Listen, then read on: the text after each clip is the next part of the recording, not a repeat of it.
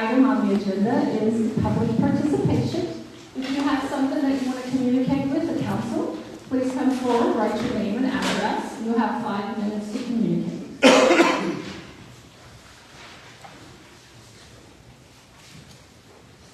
All right, seeing that there aren't any,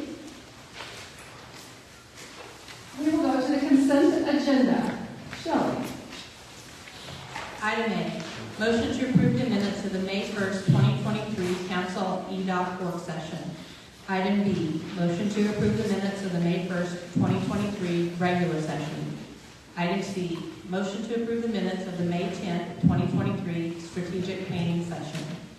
Item D, motion to approve the annual liquor license renewals for Dollar General number 3228 at 401 East Evergreen, the Shell Station, 1514 Bob F. Griffin Road, and 3rd Street Fusion, 107 East 3rd Street. Is there anyone on the council that would like to have any of these items removed from the consent agenda and discussed on their own merits? All right, very well. Then we shall motion to approve the minutes of the consent agenda. So moved. Second. Discussion. All right, all those in favor of approving the consent agenda, say aye. Aye. Those opposed? It passes.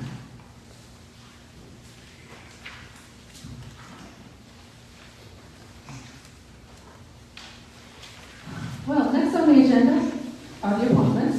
Do we have any? It doesn't look like we do. We don't have anything to review or to approve. All right, then that moves us on over to Steve in his city manager's report. Thank you very much, Mayor. I don't have very much to add. I would say that I got a nice thank you note for the city from Jim Lyon. Thank you for being able to provide facilitator services for goals and objectives. And he did tell me that he would be getting us back a report by the end of this week. And so we'll get that back to you all. So we begin to make progress on that. And the staff is already talking about the upcoming budget and information that you all have given to us. If you have anything else to add, please would be welcome to receive it. That's all I have. All right, very good. Thank you. Does anybody have any questions for Steve, our city manager, during this time? Thank you. All right. Next is our unfinished business. We have one item on that tonight. Shelley, would you like to read the final ordinance? And I need to recuse myself again because I'm vice president. All right. Thank you, Dina. Shelley. Bill 2023-14, an ordinance authorizing the City of Cameron, Missouri to enter into a contract with the Cameron Municipal Band. I will entertain a motion to pass Bill 2023-14 on second reading by roll call. So moved. Discussion. Discussion. All right. Julie Osmus. Yes. Alexander Williams. Yes. Gina Reed Hitler. John Breckenridge. Yes. Becky Curtis. Yes.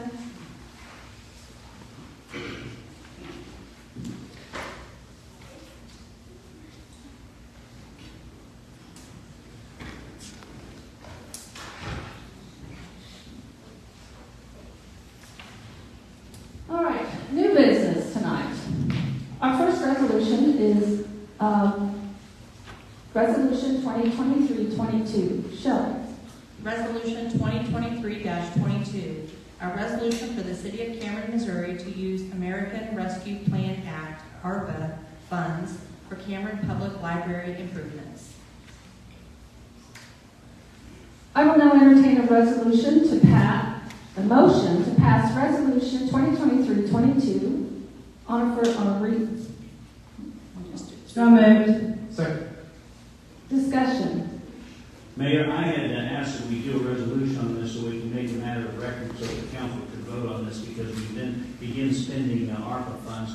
We don't want anyone to come back and ask why we wrote a check for $150,000 to an entity, we'd like to be able to name them as a record. Very well. Thank you. And we did have this discussion the last time we met. Any questions? All right. All those in favor? Aye. All those opposed? Resolution passes 5 in favor and 0 opposed.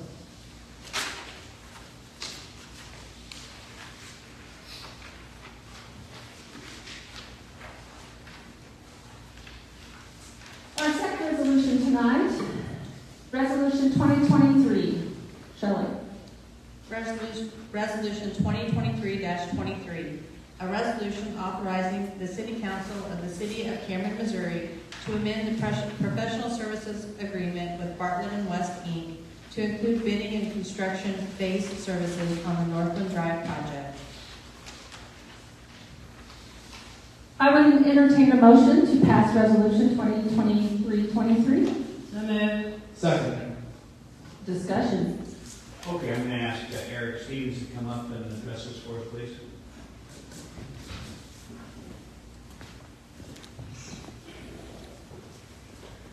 Good evening, Mayor and Council. So with Northland Drive, we're in the process of finalizing the design plans and specifications for that project. And as we move forward with that, we're utilizing the services of Bartlett and West to help us with the bidding and construction services and working with the contractor that would be ultimately selected. So that's what this is for tonight, is to continue the progress and move forward with improvements to Northland Drive. That will be curb gutter sidewalks, storm drainage, along from Walnut to the park entrance. So what are we amending exactly? Yes, ma'am. That would be the design services agreement that we have with Bartlett and West. Right now we have a contract with them that would provide plans and specifications to then move forward to construction. This would amend that contract to add bidding and design services so that we would have Bartlett and West providing continuity throughout. It's a common approach to municipal work. We had a base contract back in 2018, and every new project is a new task order that amends the original agreement. So every new project is an amendment to the original agreement. Oh, interesting. Didn't know that. Didn't we at one point talk about maybe looking or rebidding the projects rather than just continuing on with Bartlett and West? Did we talk about that somewhere along the line? We did, and Bartlett and West had already done a lot of the work on this prior to that. So they'd already done a lot of this work. Correct, and that provides some continuity because it is the design engineer on a record. I mentioned that there's always concern where when you have an engineer, maybe it's done a lot of work, maybe there are some concerns with particular aspects of prior work, and as a city staff, one of our responsibilities would be to make sure that we're kind of holding the consulting engineers responsible for work and checking, back checking, so that we don't have errors. But even with the best of consultants, you're going to have fumbles from time to time. But as staff, we provide that secondary review, ideally that we would catch those. And I understand that, okay? But I know we've had that discussion, and so we maybe need to look at the projects that Bartlett and West are involved in having already started and find a stopping point to decide if we're going to put it back out to bid. That's thought. We can do that, ma'am, if need be at some point. I know that they're going to be they're involved in Grove Street, right? Haven't they already started the design on Grove Street? Not Grove Street, Godfrey Street. I think they did already do a lot of Yeah, work for that. from what I remember, that's been some time ago, but yes.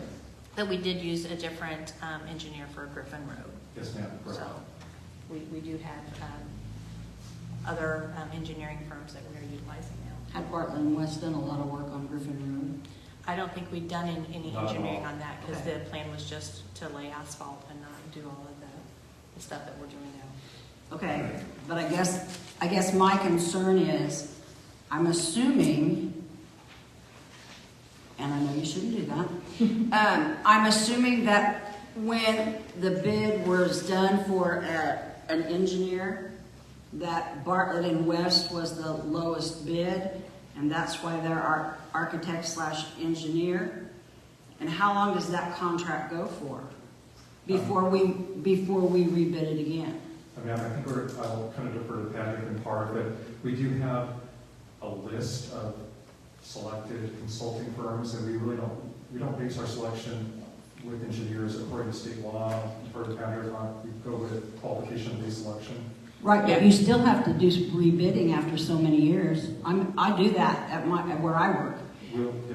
Yeah. We do a request for qualifications when Right. it comes to engineers, not a typical bid where you're asking for a dollar. All it is asking for their qualifications. I do that too. Yeah. Yeah, I do that too, so I just want to make, so it's there's no been 5 years. There is no state law requirement for rebidding on these Okay. engineering contracts. The city went through the process and issued RFQs and selected, I want to say it was 7 or 8 different engineering firms. All of them operate under a master agreement with the city. Then when certain projects come up, we then go to them for pricing. Then they are awarded either the on-call task agreement, and then that is brought back to the city council if it's above $15,000 for approval. But state law also does require that the initial bidding process with engineers and architects cannot be cost-based. No, I understand that. So the city has, I think it's 8 engineering firms under this master services agreement. Each time a project comes up, if it's a new project that nobody's done any work on, then all 8 of them, or the ones that specialize in the area that the city is looking to Okay, construct. so We do have an updated list. We did just go out for RFQs for smaller projects. Yes. Okay, I'm a sorry. year ago. Okay, so if we have a project that none of those architect, or that hasn't been worked on or anything by an architect or an engineer that's on that list, then that list bids against each other technically? Yes. Okay, I'm glad to hear that. And do you go with the lowest bid? No, that's qualifications, never mind. But we You are just trying said that. we are trying to expand to make sure that we're spreading the work around. Even though we really don't have a problem with one particular firm, we do like to encourage firms to develop good rapport with the city and spread that work around. So that's what we did with Griffin Road. You'll see that Barber West wasn't included in that. That's Anderson. They have a new name now. It doesn't seem like in the 4 years that I've been on the council that we've spread any of the work around. There are also certain engineering projects that don't come to the council. Those that are under $15,000 would not come to the council for approval. And we have several of those to clarify with other firms other than North and West. Any other questions? All right, let's vote. All those in favor of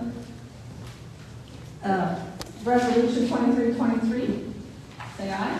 Aye. All opposed?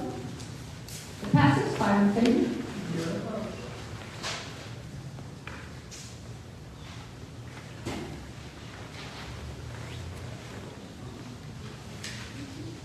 All right, our next resolution is Resolution 2023-24. Shelley. Resolution 2023-24, a resolution for the city of Cameron, Missouri to authorize the city manager to purchase a dump truck. Okay, I would entertain a motion to pass Resolution 2324. So moved. Second. Discussion. Zach. Yeah, this is a little bit different than we've done before. We're starting a new process here, and this may come with other ones we do. Thank you, Ms. Mayor. Unfortunately, from time to time, the equipment reaches its end of life, and we were forced to replace it. This is coming a little sooner than what we thought. It is a 2000 dump truck, so we have used it for quite a few years, so it doesn't owe us anything. But unfortunately, the frame broke, and again, it's no longer safe for operation. So we need to buy a new dump truck. A dump truck is not a piece of equipment that we use every single day in the water and sewer department, so we don't see the need to necessarily go out and buy a brand new dump truck. We think we can get by with a used one. The problem with buying a used one in today's market, if you find a used one that is a good value, a good deal, it's not going to be there 2 weeks later after we bring it back to council for approval. So what we're asking for tonight is this resolution will authorize us to spend up to $80,000 on a used dump truck. We think we can probably get one for around $50,000. That's kind of the mark we're looking at. We went with 80 just to give us a little bit of cushion and found a good deal out there. But like I said, we don't need a new one. We can get by with a used one. This would just allow us to go ahead and purchase. Now, once we did find one and purchase it, we definitely come back and report to you what we bought and what we got, and that as far as that goes. And then the other part of this resolution, it will also declare the current one for surplus. It still has some useful life, just probably not in a commercial setting. Again, it could be useful for on a farm or things like that. So, and there are still some good parts and pieces to it that it does have some value. So we'll offer that for surplus and should be able to get some money out of that too. So this 80,000, what, is this something that you have in your fund, or is this coming out of some other fund? This will come out of the water and sewer fund. We do have a little bit of money left over for equipment purchase in the water, but you will see a budget adjustment to account for this figure during the next budget. But it is water and sewer funds. So that means it's coming under our reserves. Part will come out of water and sewer reserves. Yes. But it's a multi-tasking dump truck. You can haul snow off 3rd Street in the winter. Sure.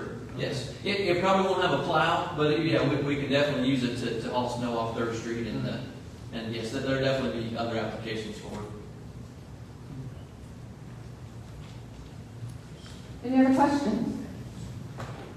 All right, let's vote. All in favor of passing resolution 2324, say aye. Aye. All opposed? Shelley, it passes 5 in favor, 0 opposed. Good news.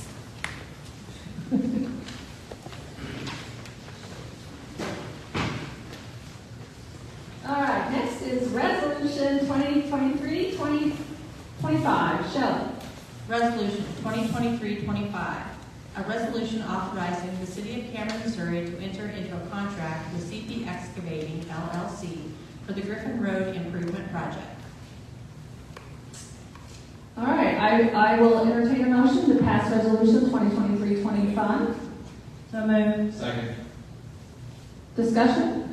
Okay, Mayor and Council, this is one we've been waiting for a long time. And Eric, if you could come up and talk a little bit about it, but this is to pave Griffin Road.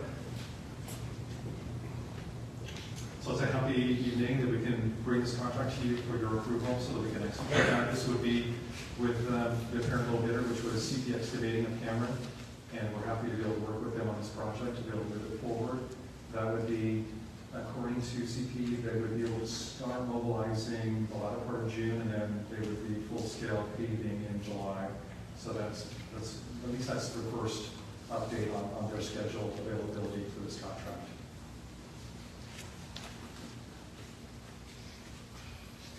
And they were also the low bid. We were very fortunate we got it in under what the engineer estimate was. I noticed that. And it's a city-owned business, so yeah, no, it's nice to. Not city-owned. Locally owned business. Yeah, I'm thrilled. Really. Any other questions? All right, let's vote. All in favor? Aye. All opposed? Looks like CP Excavating will be the contractor for resolution 2023-25 with all passing, no no's.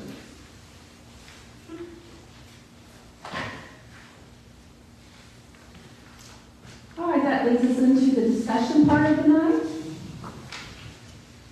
We will be hearing from Dan Earley and Pat Ramsel on the housing project. Correct. Yes, that's right. I think we asked Dan to come up now if he'd like to lead into this discussion.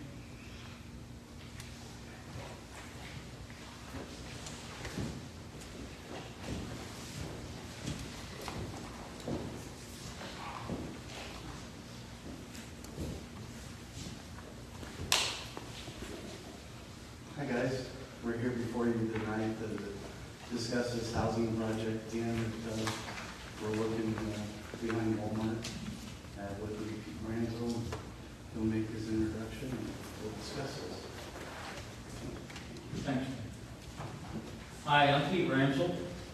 I'm going to hand some things out to you, if that's okay.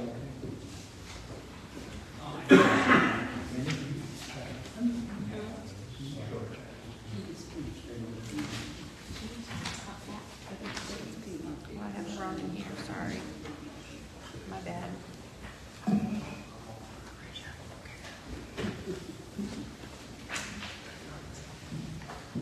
Sorry, I had your name wrong on the agenda. I apologize. That's okay. I had Pat. Did I say that? Make me smile.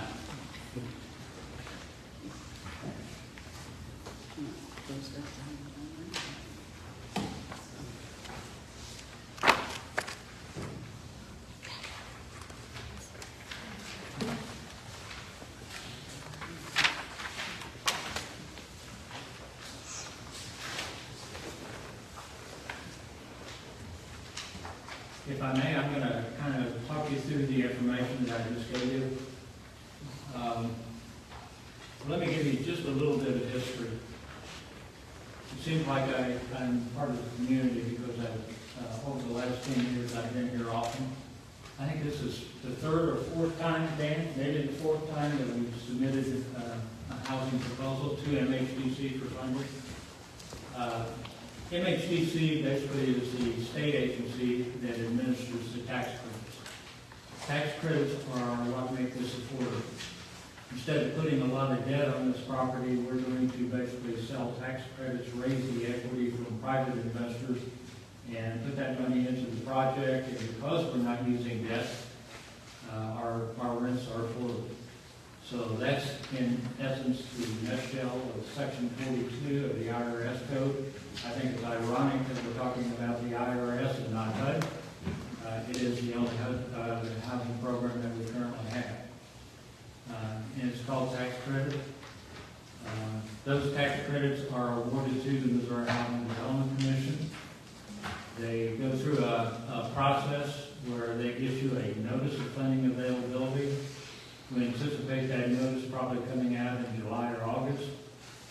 Applications are going to be due in September. We think the second week of September. The important date is December. That's when the decisions are made by the agency.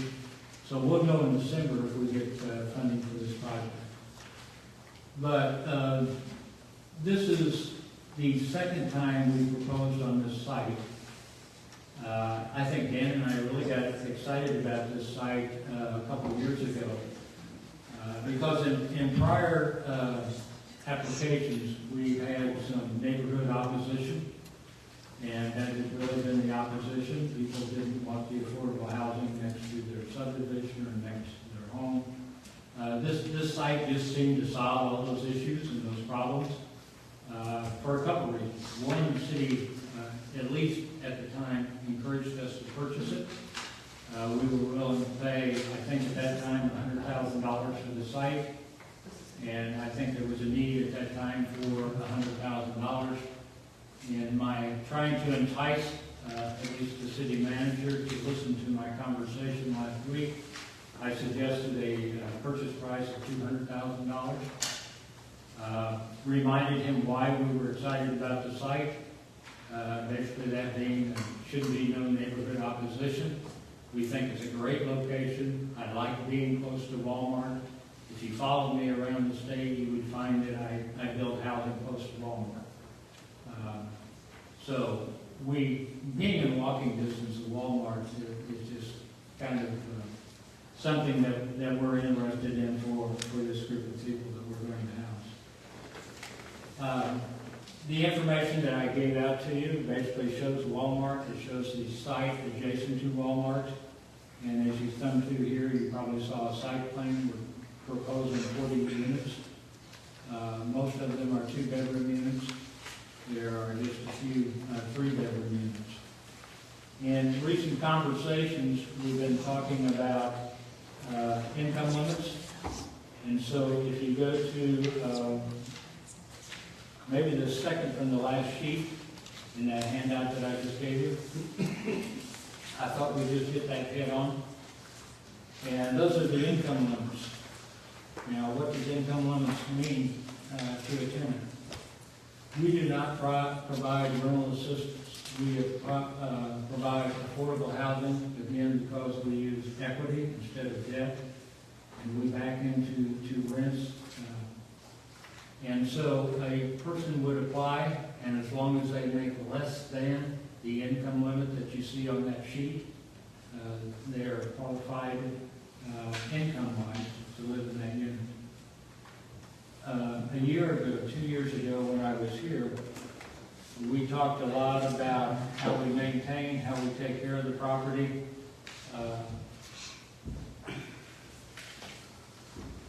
I thought you would be interested maybe in the rules and regulations, so I actually took the rules and regulations, copied them, and brought them with me. Those are actually the rules and regulations that go with our lease. Our lease is very complete, very solid, tested, proved, adequate. But the rules and regulations really show you the amount of effort that we put into owning and managing a complex. The other thing that we do is we take, obviously, an application. We do a complete background check. We do a check with the criminal check. We do a credit report. We do a background check to a prior landlord. So the tenant really goes through a process before we will approve them. And they are given a 5 or 6 page lease. And in addition to the lease, this is the rules and regulations that I just handed out to you. Our goal is to serve people who live and work in your community. I call them the working poor, and not disrespectfully, with all the respect in the world. I feel for them. They're not taking a government handout, they're not on welfare, and there's certainly a need for that for certain people, but these are people who are willing to work, they're willing to work in your community. They're just not making the kind of money that allows them to buy their home. And as we all know, that has changed dramatically. The home that cost $150,000 or $160,000 a few years ago now costs $300,000. So there's more and more people, and I'm going to classify them as the people who earn between $12 an hour and probably $20 an hour that need affordable housing. In many communities, when I address them, we're talking about an industrial park, and I'm talking to the economic development person in that community, and they are in desperate need for what is termed workforce housing, and that's exactly what we call this program. The name of the program actually came from the mayor of Ramsel. Her name was Presley. Probably doesn't surprise many of you. But she called me and she said, Pete, I definitely need workforce housing down here. And I said, that's a neat term. She said, no, I'm serious. I've got lots and lots of people. They're only making, at that time, probably $7 to $10 to $12 an hour. And she says, I'm desperate for housing. I've got people living in the park, I've got people living in cars and tents, and we desperately need workforce housing. From that, we actually wrote a program that caters to communities that have a need for workforce housing, have an industrial park, trying to bring employers into the park. And of course, the first question from any employer is, the workforce, do you have affordable housing? So that all kind of ties with at least my impression of Cameron. I've always promoted Cameron. I believe in the intersection of 35 and 36. I think it's your turn. I've been saying that for 5 or 6 years. For growth, for the industrial park, for things that I think are just around the corner. Part of that is affordable housing. So that's why I'm back here, and I'm promoting this. And I'm here tonight to answer any questions that you might have. To make application, we need a resolution of support from the city. And so we're about to spend $30,000 putting this application together. There's no guarantees. We'll submit it in September, find out in December. And before I take that first step and start writing those checks and incurring the costs, I need to know that the city's going to support this. With your support, we're going to move forward. Without your support, I will say thank you for listening, because there's just no use in us trying to fund this through MHDC without your support of the city. So, if this is of interest to you and something that you think you need in your community, I want to do it. Obviously, I wouldn't be back here. Like I said, it's a 10-year run, and I hope this year is our year. If I can get over this hurdle, I'm going to do everything I can to convince MHDC to fund it.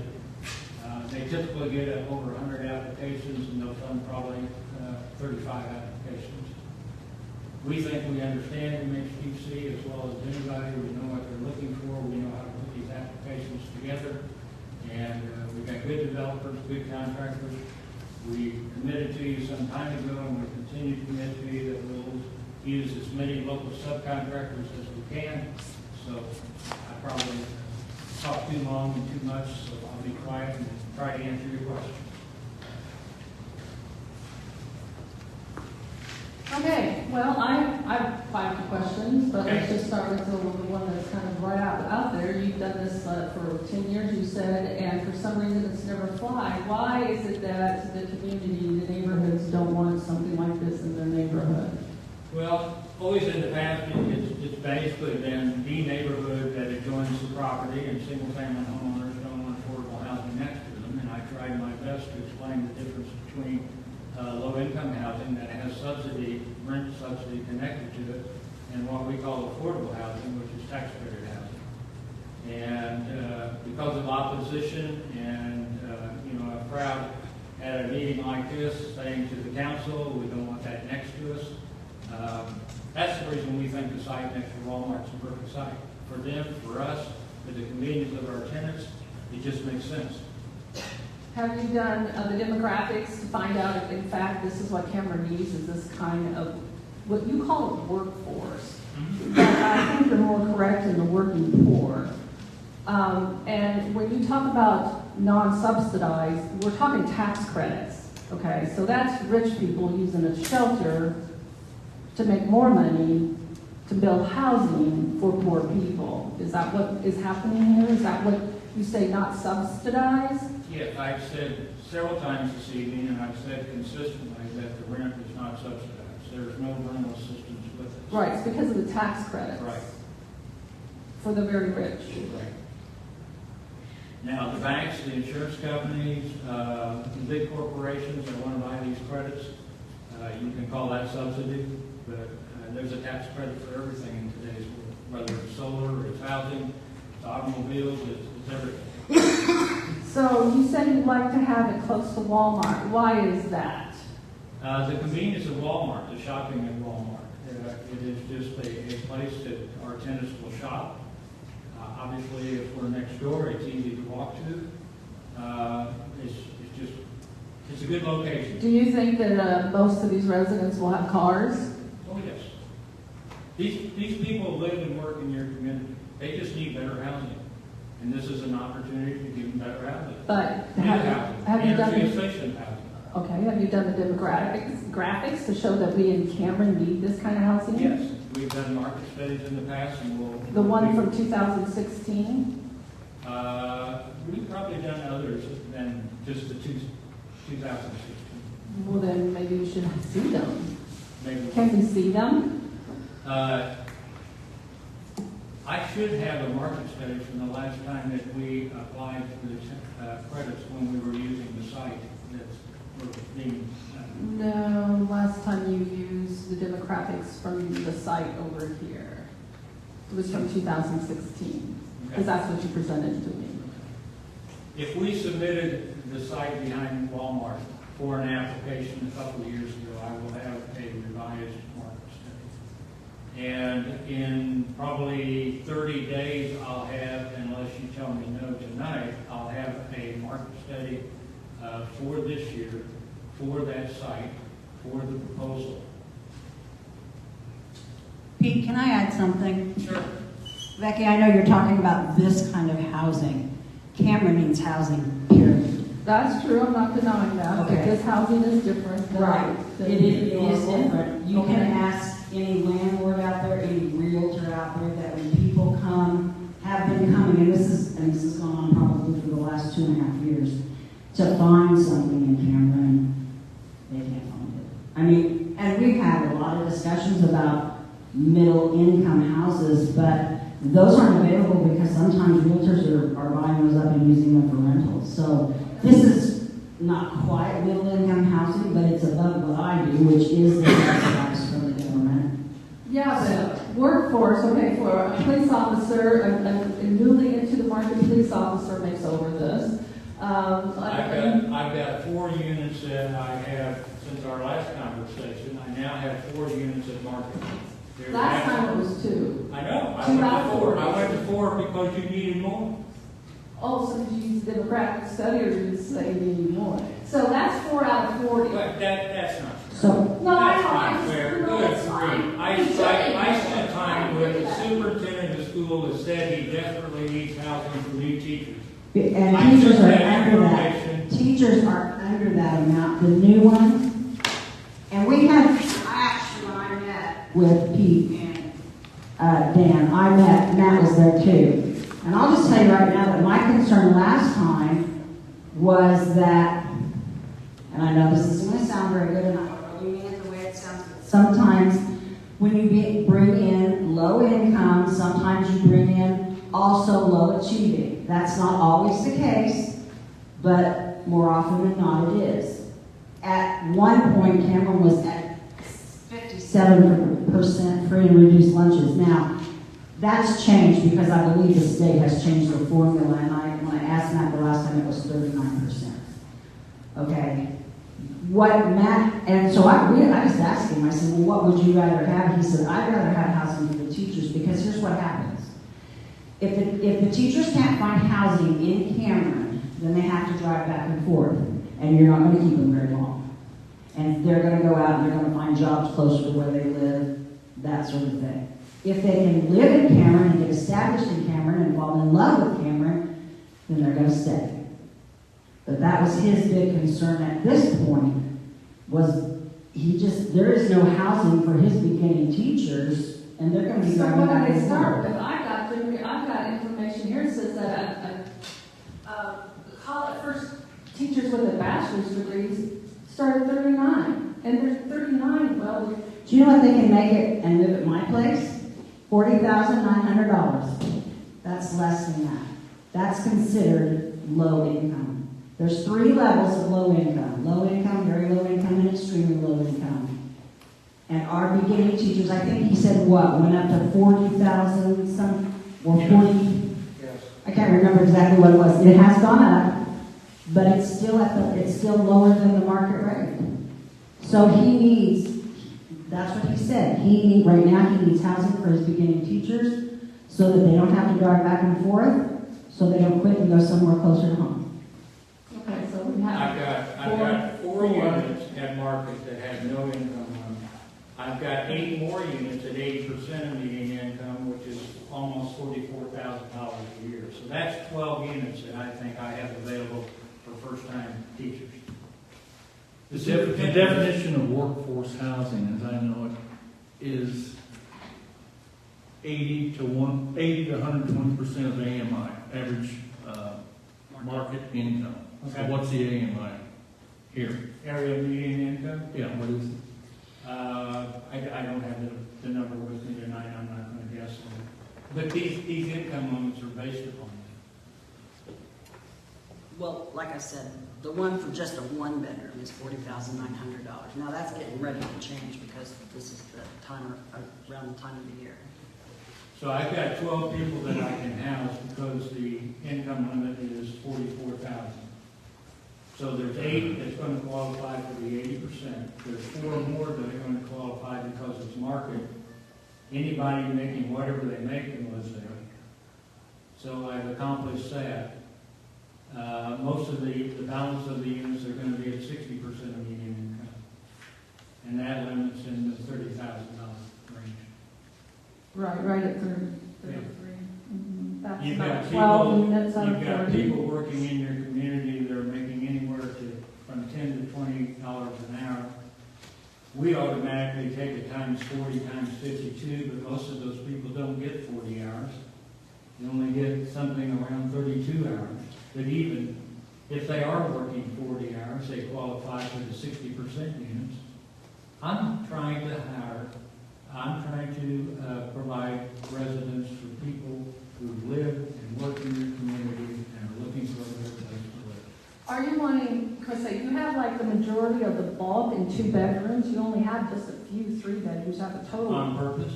Okay, I'd like to know that, because I've looked at all the others, that actually went to that today, where they were all listed, all the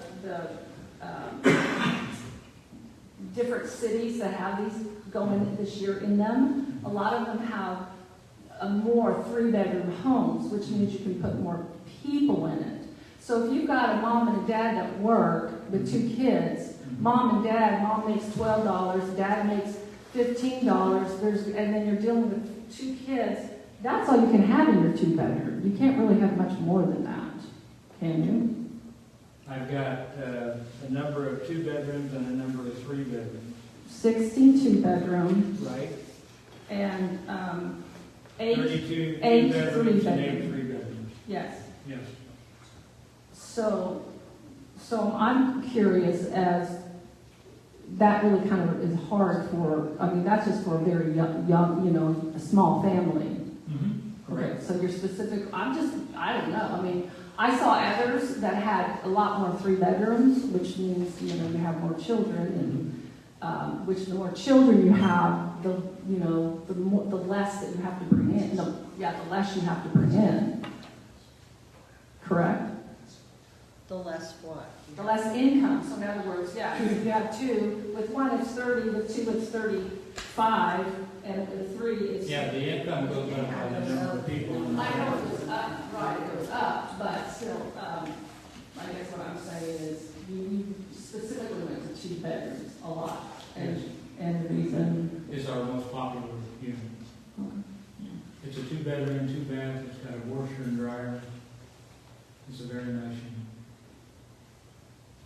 Sounds like something I want to live in. The other thing that the superintendent was very interested in, and I assured him that we're doing this in other places, and this would be part of this program, is we do an after-school program.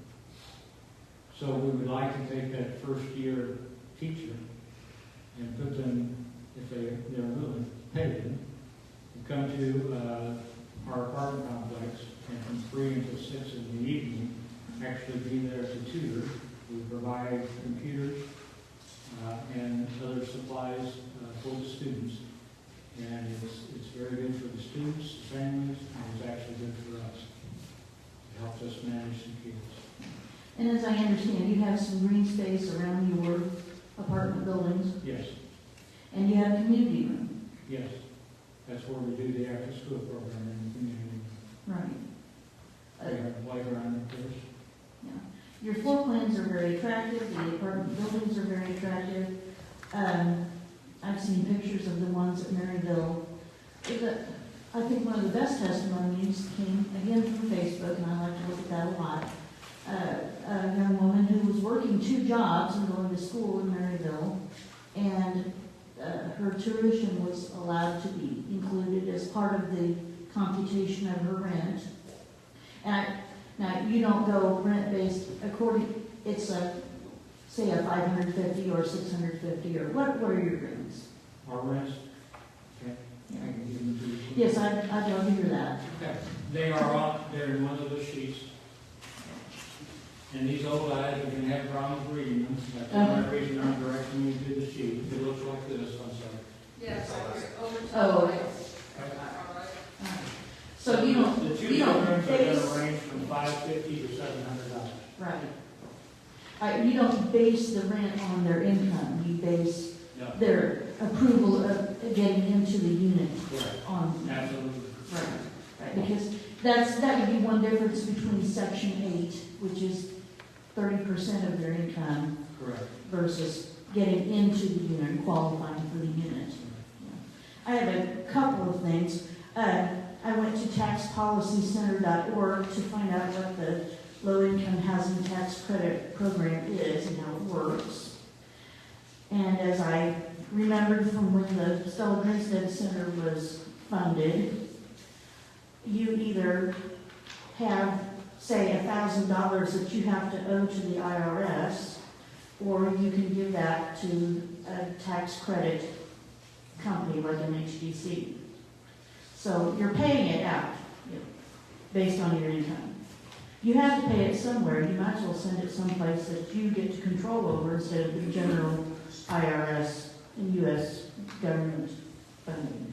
And I have that here if you want to look at it. And then this also tells about... the person living in the unit? No, the investor. That's how tax credits work.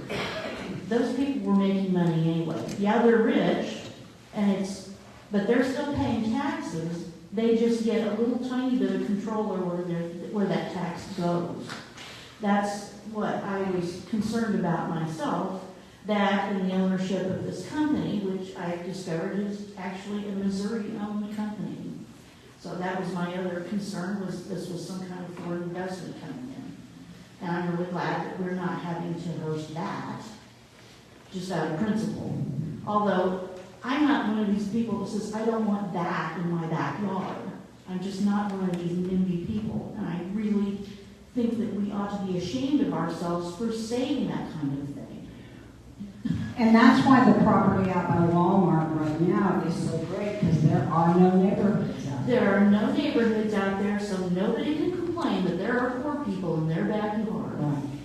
Pete, can I ask you a question? Aren't tax credits very similar to buying bonds when you're trying to develop a property? In other words, you buy the bonds to get the interest from the bonds? Sure. Okay? Sure. So this is just a little bit different, where you buy the tax credits to pay where or like she said, you have some control over whether your taxes go.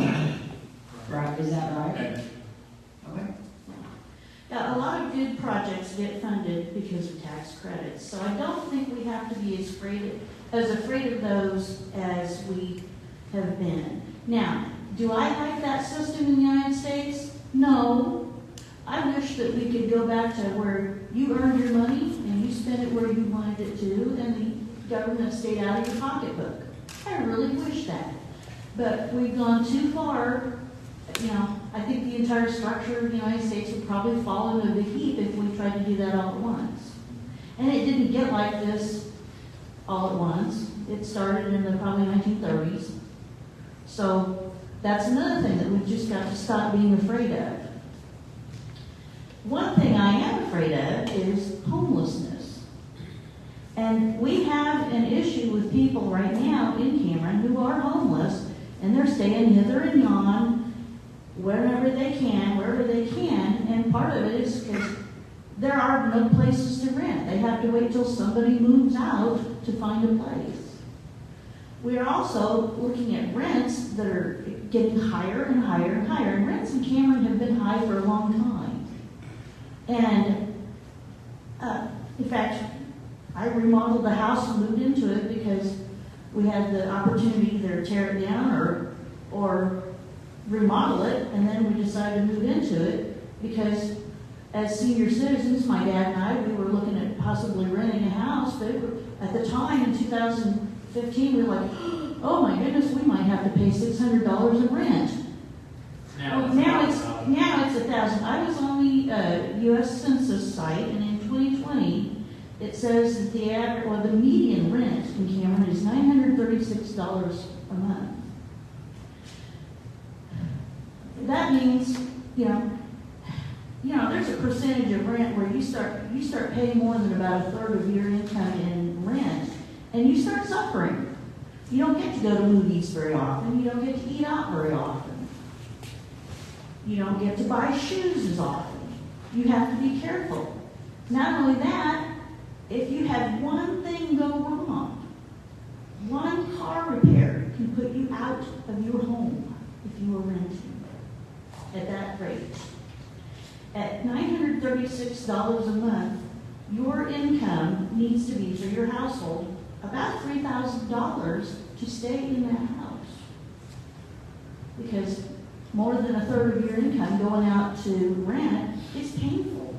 And I have done that. And I have looked at places where People are crying in Boston and San Francisco where they're paying over half their income, sometimes 80% of their income for rent. That is not an inviting place to be when you have to spend that much money in rent. We have a natural marketing ability to attract more people and more workers to Cameron if we have lower rents, or at least an opportunity. And the last thing I want to say about it is, you know, people have got to start somewhere.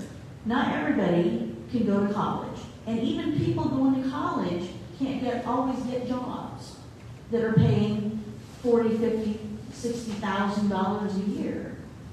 When houses are $300,000 to buy, it seems so hard that I think they give up.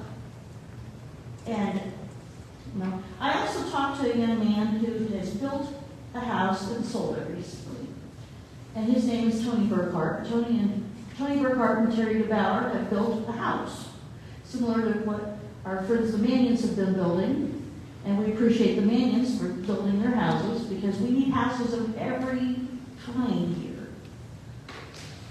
You know, and I asked him what his experience was. He said actually it was a good experience. They built the house over by Kelsey Park, and during COVID they had a lot of hard times with getting supplies, so it took them a little bit longer than they thought. He said we didn't make a huge amount of money on it, but it was a good experience. We've already started another one, and we hope to keep building. But the thing is, they built one house in 2 years. You know, and they sold that house for $249,000. And so nobody that's coming right out of college is going to be able to afford that. You have to have a 10% down payment. You know, who has $50,000 right out of college? People have got to start somewhere. So I am really supportive of this kind of housing, of multi-million-dollar housing, of median housing. We've got a population of 8,500 people. I think we could grow that population to, say, 15,000 people in the next 30 years and have a really nice town. Or we can argue about this and just stay here at 8,500 people. So that's all I got to say. Thank you.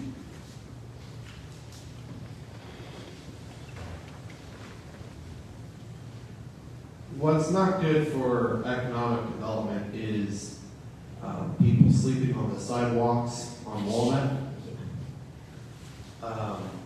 young working families, which would be the people making $12, $20 an hour with 2 kids or less, would be young new families, I would presume. If they don't have a place to stay, they're going to leave, and someone else is going to benefit from their labor. That's fine.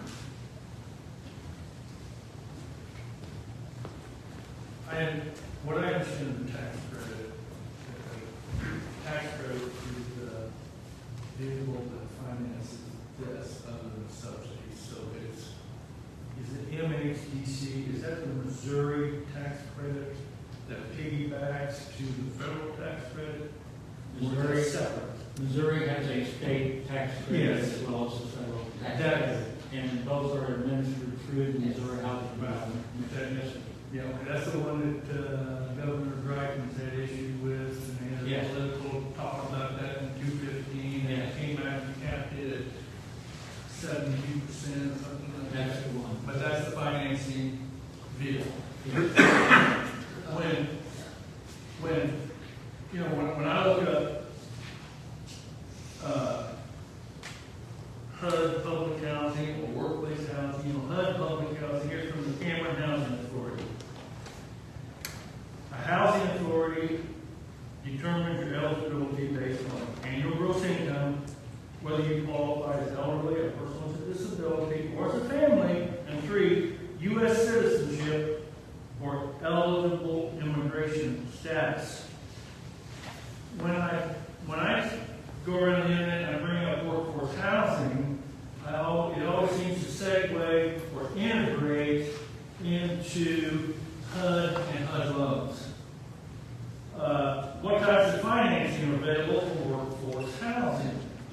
HUD does not offer support programs specifically designed for workforce housing, but many HUD loans can be used for the development, acquisition, refinance of these communities.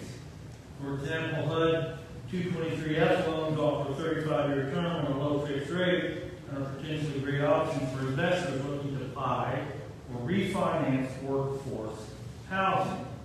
There are a number of GSE loan products, one such as the Freddie Mac Workforce Housing Mezzanine Loan. This loan has loan value allowances of 90%. While it does require at least half of the units are set aside for those earning 100% of area median income or below, it may be a good option for many to look at secure mezzanine financing steps at existing conventional Freddie Mac loan. I guess as I read that, while it does require at least half the units are set aside, so if you have 40 units, 50% of the units have to qualify as workforce housing, and then what are the other? You're using terms that don't relate to the MHDC workforce Okay, housing. that's completely separate. Yeah, Fannie Mae, Freddie Mac, all of Okay. that has nothing So to do with so- our program. Our program was actually named by myself because the mayor of Branson said, I need workforce housing. And I said, I love that term. I believe in that term. Let me coin it for Missouri. So workforce housing has to do with, in Missouri, under this scenario, it has to do with basically us trying to develop housing in communities that have typically industrial parks, an active economic development director who is trying to provide, in my term, workforce housing. We didn't adopt the definition. We didn't adopt somebody else's program. We did not adopt the Fannie Mae program that you're referring to. So this has nothing to do with HUD financing? Okay. I'm sorry. That's confusing. I understand. Can I? Okay. So we have in Cameron income-based housing and low-income housing. Okay. The Cameron Housing Authority, which is also known as Meadow Acres, is an income-based housing. Okay. That means that there are a lot of different rents on the property because your incomes are different. The Cameron Veteran Senior Patio Homes are low-income housing. Everybody on the property has the same rent. Doesn't matter what your income is, other than the fact that they do have an income limit. So if you make over a certain income, then you can't live out there. Okay? But you gotta be related to a veteran. You do not. I mean, they have to start with that, yes. But what there are. Anybody can go up there? If they have, it's just kind of like me, okay? If I've got somebody that's over income and I don't have anybody to put in that duplex, they want their duplexes rented. So when it started, that's yes, and that's what they used to begin with. It's when you talked about the eligibility, it's not the eligibility that you were naming off at the beginning, it's the preferences.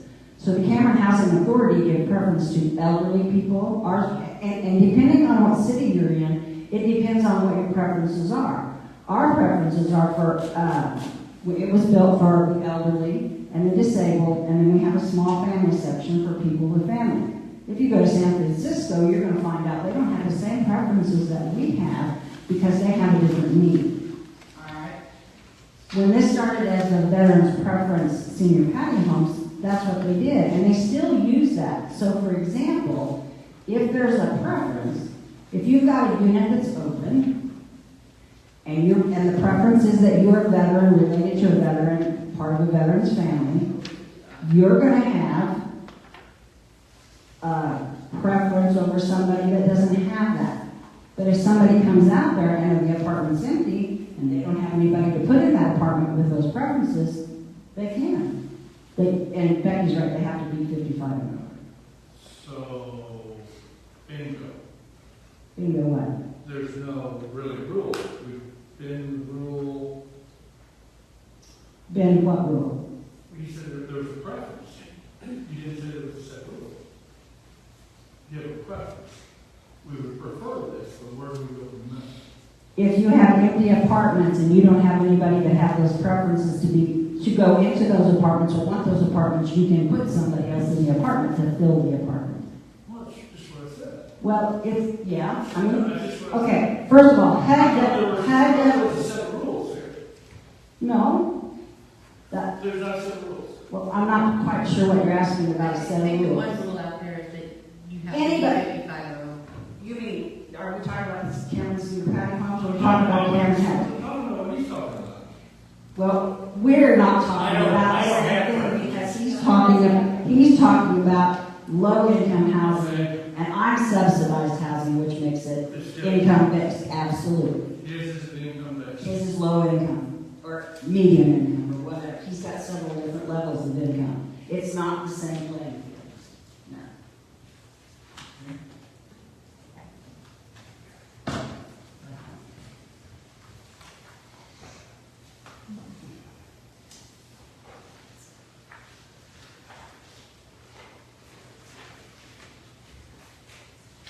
Do we have enough information to make a decision about this?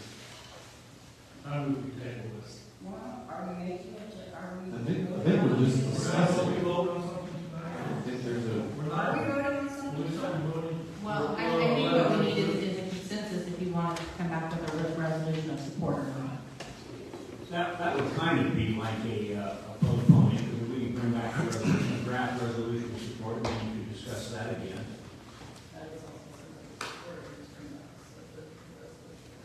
But you can vote that down. You just have to. I mean, you understand what I'm saying? Do you understand what I'm saying? The resolution's going to be in favor, but you don't have to vote. Did you need something tonight? I don't think we are. You don't have to apply until September, right? Yes, and I need a couple of things. I need a resolution of support. I need a sales contract, an option contract to purchase for $200,000. And I need a commitment that you will rezone the property to multifamily so I can put those units there. Those are the three things that I need to basically to begin. It is literally going to cost us $30,000 to put the application together. So I need those three things before I can start writing checks and telling people I need market studies and tell the architect to get started and all those kind of things. So timing is critical. I have a question about the acreage out there. For the $200,000, how much acreage are you getting? How much do you need for this project? I think it was, and I'm going to look, I remember 5 acres. Okay. And I hate giving you something, 5.01 acres.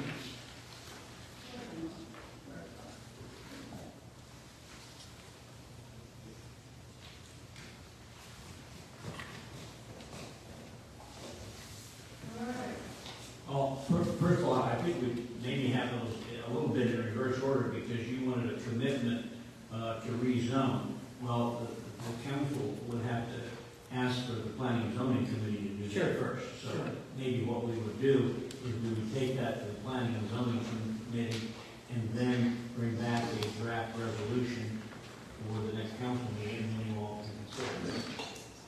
Hey, Steve, also as part of the request of the rezone, we have to do public hearing, public notification, so it's going to take a minimum of like 45 days to do that. We wouldn't do the rezoning unless the other things happen. So even though September sounds like a long ways off, it isn't. It takes time. to Right. do all this. But what I'm asking for is just a commitment that you guys are, ready to proceed and I can have this through things. Maybe we could put that into a simple letter, we could put it into the resolution of support, that's what I'm looking for. Support for the project, support for rezoning.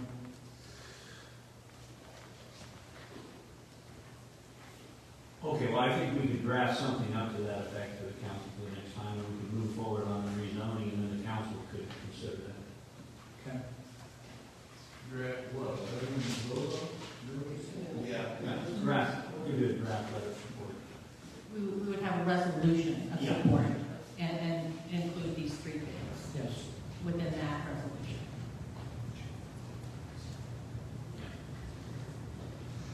that in effect has the effect of postponing it, because we bring that back to you to consider the next time, so that's kind of postponed.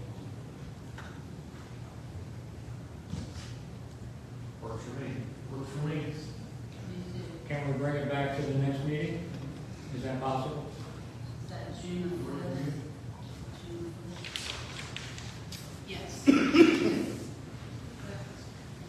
So you won't have your rezoning by then, but No, that's a process that requires notices, publication.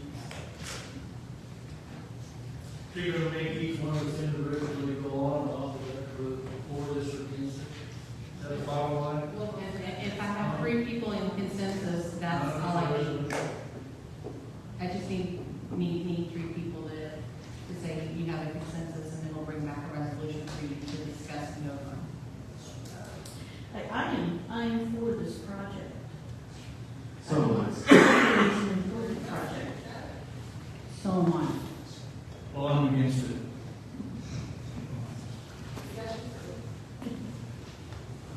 Okay, it sounds to me like we have 3 people who'd like us to bring it back, something to do next time, we'll bring that back to you when we're next meeting. All right. Thank you for your time. Next is public participation of the council, the second time. Individuals, you're welcome to come up, write your names and address. You have 5 minutes.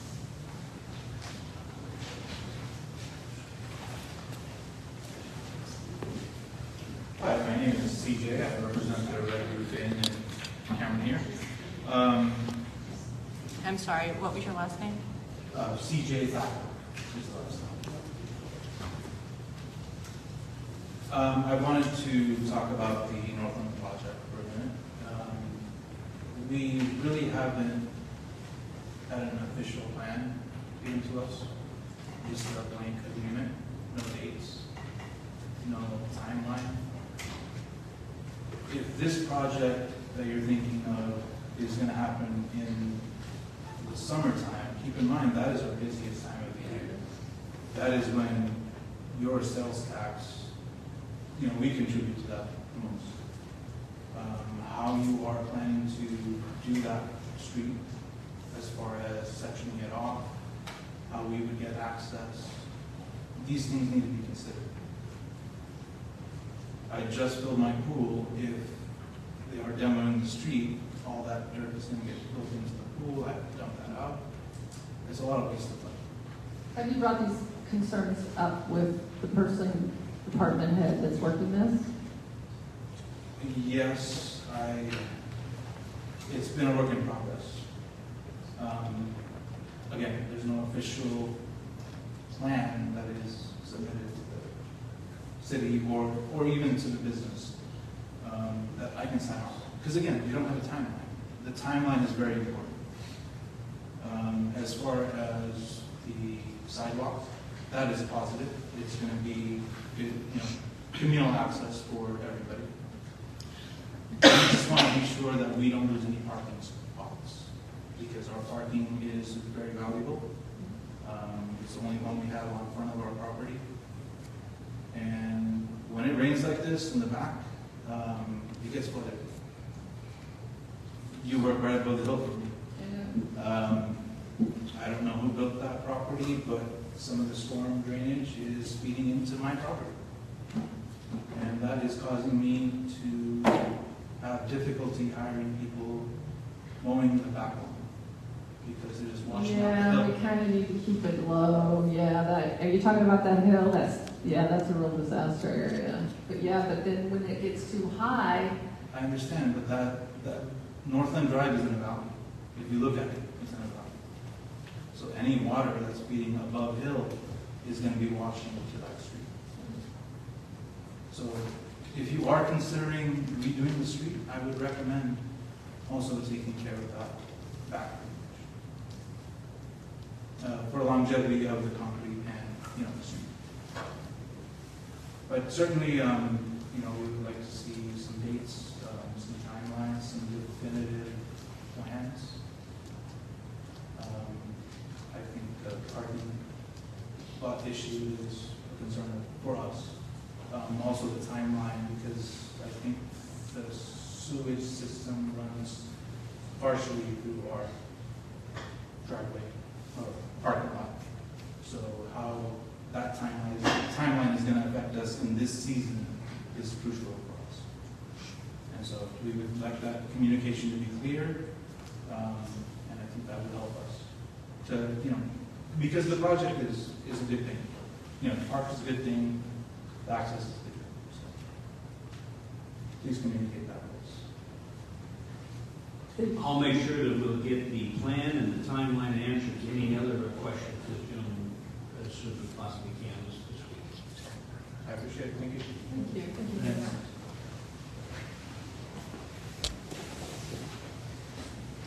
Anyone else?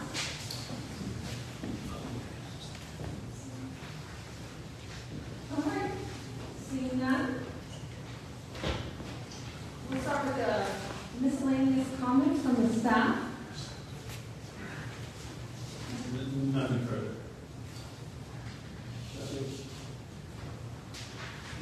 Tim? No. Chief? Nope, we don't have the other chief here. Yeah, he's hiding behind the pole. Oh, there you are. No, How ma'am. are you, chief? All right, so we want to read your car, Armin? No, thank you. Zach? No, ma'am. Counselor? Nothing. Shelley? Just want to remind everybody that City Hall will be closed on Monday the 29th for Memorial Day.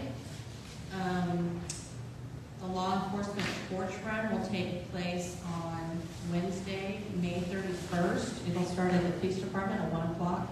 And I believe Mayor Curtis will be presenting a proclamation for that. Also, our next council meeting will be on June 5th. I'm going to start over here. So, well, you want to go first? I'll let you go first. I'll let you don't have anything tonight. Well, Cameron Municipal Band will also be starting May 29th. There will be a performance at the Veterans Memorial at 10 a.m.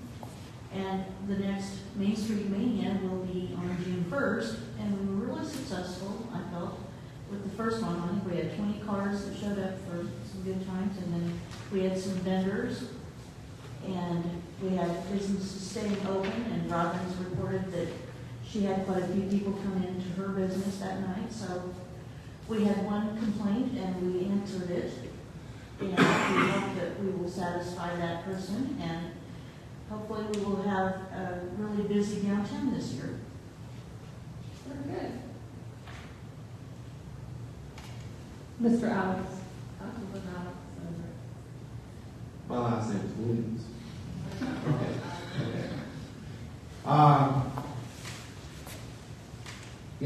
Mother's Day has always been just a day where you say something nice to your mom on purpose, and that's how it always had been for me until my son was born a year ago this weekend.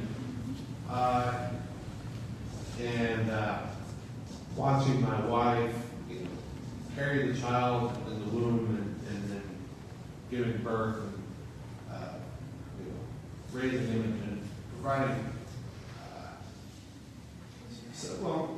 nurturing and it's a job I couldn't fathom doing alone, right? And so I think mothers are just great. That's what I'm trying to say, right?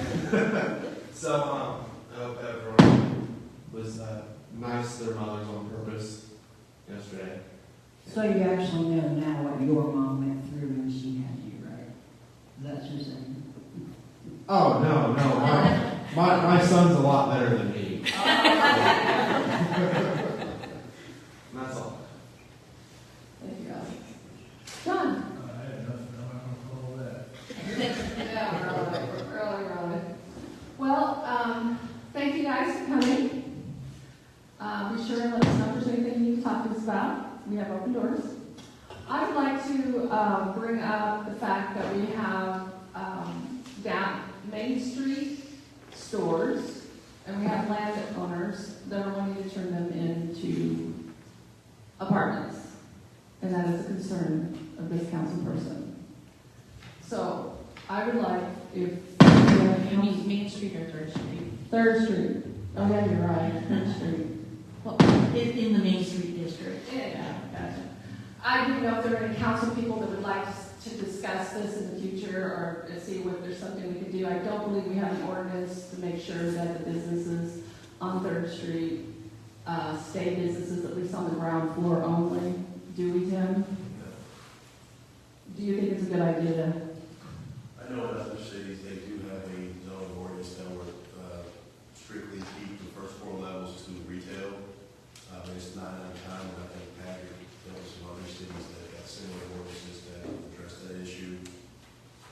Yeah? Yeah, there are a few cities that have that same provision. Okay, well, we had a change of ownership on some of the Third Street buildings, and I would just like to make sure that we retain our downtown to be business main floor, to be retail or whatever business. So if there's any administrative council persons that would like to move this forward and give it some legs, and do I have anyone? So you have my support. Yes, actually, the Main Street America program asks for that. Oh, We learned about that in training last November when we were doing some training, and they actually do want ordinances. I personally, of course, dislike ordinances, you know me, but it's important for the life of your downtown that there's some shopping that can be done, something to see, a place to gather. And having those closed off, curtained, and residential just does not help. You have to walk further. You're afraid of walking into some door. You don't want to have to be afraid of walking into a door downtown. You want to be able to go in and see something fun and maybe spend some money. Would you guys rather have a committee meeting about that, or would you want staff to just draft something and bring it to you for discussion? I don't know. I just know I'd like for it to go through whatever method it needs to go through. Normally, with something like that, we would take it before planning and zoning, have a public hearing, and then get the recommendation from planning and zoning, then bring it back to council. Right, Mike? Yes.